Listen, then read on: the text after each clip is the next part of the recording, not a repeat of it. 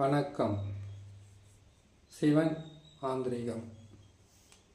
இந்த மாந்திரிக சேனலில் ஏவல் செய்து பிரிவினை செய்வது, ஏவல் செய்து வேதனம் செய்வது, ஏவல் செய்து வித்வேடனம் செய்வதென்ற 3 வகையான மாந்திரிகத்தை பற்றி இப்போ பார்க்க போகிறோம்.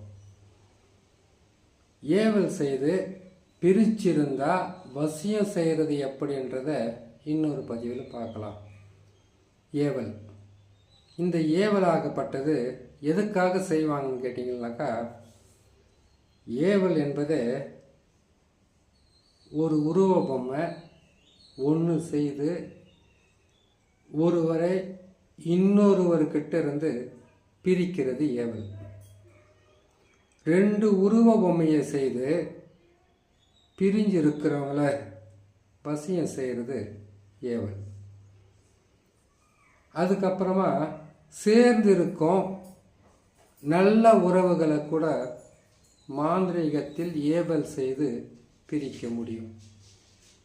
இல்லை, தவறான உறவுகள் மாந்திரீகம் செய்து அந்த மாந்திரீகத்திலிருந்து அவங்க 2 பேரும் வசியமாக இருக்காங்கன்னா அவங்கள பிரிக்கிறதுக்கும் ஏவல் செய்யலாம்.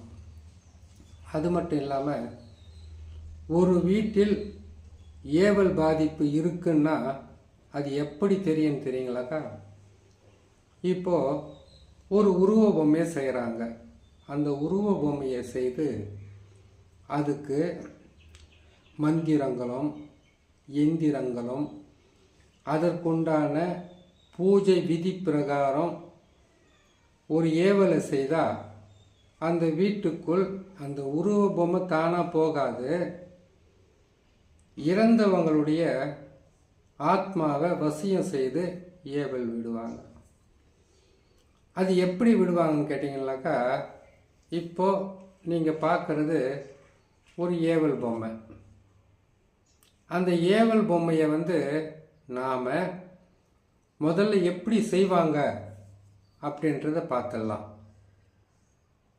ஏவல் உருவ பாவையை செய்யணும்னா, ஏவல் விடுறதுக்கு ஒரு வீட்டுக்கு ஆக்ரோஷமாக இறந்தவங்க, ஆக்ரோஷமாக இருக்கக்கூடியவங்களுடைய மயான சாம்பலை எடுத்து தான் ஏவல் செய்ய முடியும். அதாவது துர்மரணம். ஏற்கனவே பதிவில் சொல்லியிருக்கிறது தான். ஏவலுக்கு இப்படித்தான் செய்வாங்க. இல்லை, ஒவ்வொருத்தருக்கு ஒரு தெய்வங்கள் குலதெய்வமாக இருக்கும். இல்லை, குட்டிச்சாத்தான், காட்டேரி, உதிர காட்டேரி, மாடன், வண்ணார மாடன், அதுக்கப்புறமா அவங்க வணங்கக்கூடிய காளியாக இருக்கலாம், அங்காளம்மனாக இருக்கலாம், நாகாளம்மனாக இருக்கலாம், பகவதியாக இருக்கலாம். எந்த தெய்வத்தை வணங்குறாங்களோ அந்த தெய்வத்தினுடைய மந்திரங்களையும் அவங்க சித்தி பண்ணி வச்சிருக்கக்கூடிய ஆத்மாக்களுடைய பெயரையும் சொல்லி ஒருவருக்கு ஏவல் விடுவாங்க.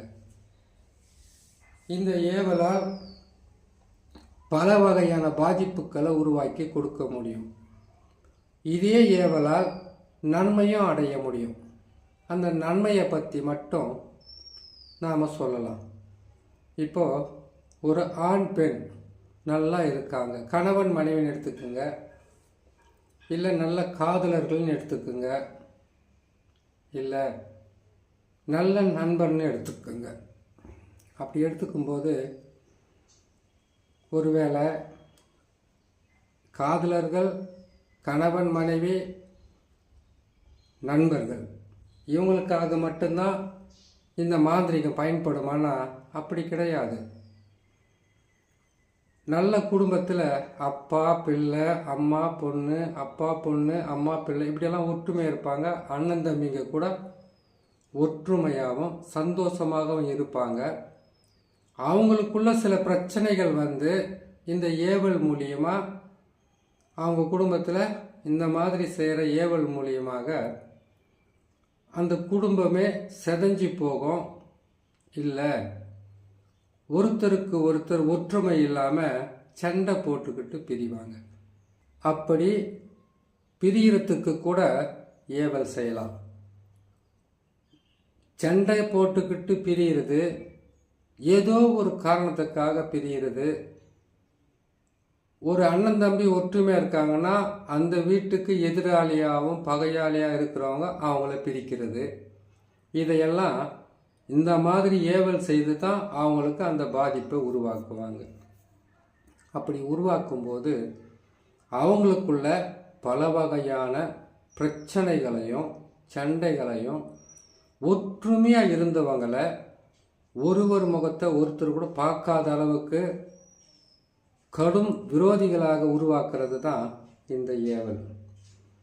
இந்த ஏவலில் பார்த்தீங்கன்னாக்கா கணவன் மனைவியாக இருந்தால் எதுக்காக பிரிப்பாங்க? ஆணை பெண் பிரிக்கிறதும் பெண்ணை ஆண் பிரிக்கிறதும் அவங்களுடைய தேவைக்காக பணமோ சுகமோ நட்போ நிரந்தரமாக நம்மக்கிட்ட இருக்கணுன்றதுக்காக பணம் பொருள் இப்படியெல்லாம் தேவைப்படுறதுக்காக பிரிச்சிருப்பாங்க. அதே போல் இந்த குடும்பத்தில் ஒற்றுமை இருக்கக்கூடாதுன்றதுக்காக பிரிப்பாங்க. இதே மாதிரி ஒரு குடும்பத்தில் அந்த குடும்பமே நிலை குலைஞ்சி போகிற அளவுக்கு பாதகத்தை செய்கிறதும் இருக்குது. அந்த குடும்பத்தில் ஏற்பட்டு இருக்கக்கூடிய கெடு பலன்களை எடுத்து காப்பாற்றுற வழியும் இருக்குது. வசியம் செய்கிறதுக்கும் ஏவலை பயன்படுத்தலாம், அவங்கள பிரிக்கிறதுக்கும் ஏவலை பயன்படுத்தலாம். அவங்க குடும்பத்தில் பல வகையான நோய் பிரச்சனை தீராத வியாதி அவங்க குடும்பத்தில் எந்த விதமான நல்ல பலனும் கொடுக்க முடியாத அளவுக்கு துன்பத்தையும் கொடுக்கலாம்.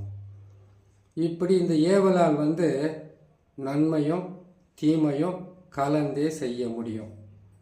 இதில் உங்களுக்கு எந்த பாதிப்பு இருந்தாலும் ஏவலால் ஏற்பட்ட பாதிப்பாக இருந்தால் அது எப்படி இருக்குன்னு பார்த்தீங்கன்னாக்கா, ஒன்றா இருந்த குடும்பம் பிரிகிறது. ஒற்றுமையாக இருந்த கணவன் மனைவிக்குள் கருத்து வேறுபாடு ஏற்பட்டு பிரிகிறது. இன்னொருத்தர் வசியம் செய்து பிரிக்கிறது. குடும்பத்தில் எவ்வளவோ பிரச்சனைகள் இருக்கும்போது கூட ஒற்றுமையாக இருந்தவங்க இந்த ஏவல் பாதிப்பு ஒருவருக்கு இருந்தால் அந்த நாள் பிரிஞ்சாங்கன்னாக்கா ஒருத்தருக்கு ஒருத்தர் முகத்தை கூட பார்த்துக்க முடியாத அளவுக்கு பிரிஞ்சு போயிடுவாங்க. இது ஏவல் விட்டு செய்கிறது. இந்த ஏவலவை துர்மரணம் அடைந்தவர்களுடைய எரிச்ச சாம்பலை கொஞ்சம் எடுத்து அதோடு சேர்ந்து பன்றியோட உதிரத்தையும் சேர்த்து அந்த உருவ பொம்மையை செய்து செம்புத்தகடு, தாமரத்தகடு, இரும்பு தகடு, பித்தளை தகடுன்னு கோல்டு தகடுன்னு வரும். பித்தளை தகடுன்னு வாங்கி அதை முக்கோண வடிவில் அதை உடைச்சி சரி செய்வாங்க.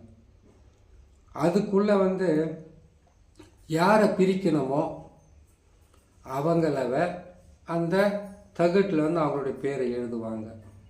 எழுதி அதை என்ன செய்வாங்கன்னு கேட்டிங்களானாக்கா, அதுக்கு உண்டான பூஜை விதி பிரகாரம் பூஜைன்னு சொன்னாவே மாந்திரிகத்துக்கு எத்தனை பூஜை எப்படி இருந்தாலும் அவல் பொறி கடலை, இது எதுக்காகன்னு கேட்டிங்கன்னாக்கா, அவல் பொறி கடலை அவல் பொறி கடலைன்னு சொல்கிறோன்னு கேட்டிங்கன்னாக்கா, அதில் உதிரத்தை கலந்து தூக்கி வீசி ஏவல் விடுறது. அது கூட அதை விட்டால் தான் அந்த ஆத்மாவை அவங்கக்கிட்ட போகும்.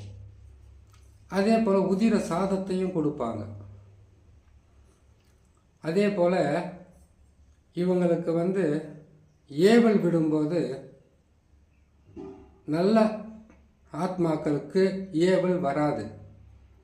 ஆக்ரோஷம் சொல்கிறது துர்மரணம் அடைஞ்சவங்களுக்கு எப்பவுமே தீராத ஆசையால் இறந்தவங்க, நிறைவேறாத ஆசையால் இறந்தவங்க தான் துர்மரணம் அடைவாங்க. அப்படிப்பட்டவங்கள இவங்க அந்த சாம்பலை எடுத்தால் காடாத்துறதுக்கு முன்னாடி இவங்க கையில் வசமாக்குவாங்க, மந்திரவாதியின் கையில்.